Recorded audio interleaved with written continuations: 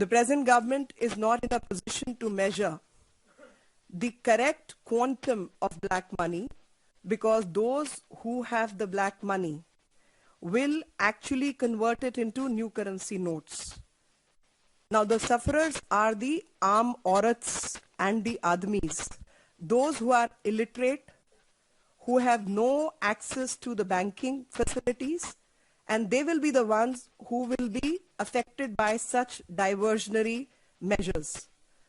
People who have small savings, no bank accounts, their life savings will be targeted.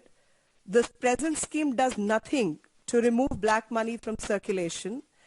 All the black money holders will legally convert their tender with no difficulty, because they have the resources to hire people to sort the cash.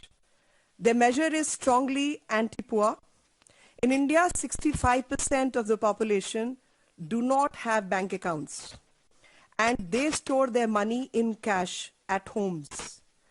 These people are largely illiterate, poor, older, and live in remote areas. They are the ones who are likely to fall victims to the middlemen, and who are going to further scare them that the notes are worthless piece of paper and charge hefty fees to convert them.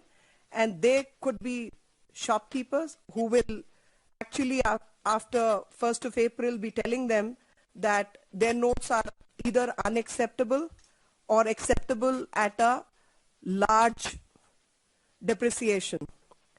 Deliberately, no real effort has been made by the present government to retrieve the black money which is stashed outside the country. In fact, the practices which result in laundering are the ones which are not the target of the present scheme, and I call it a deliberate obfuscation.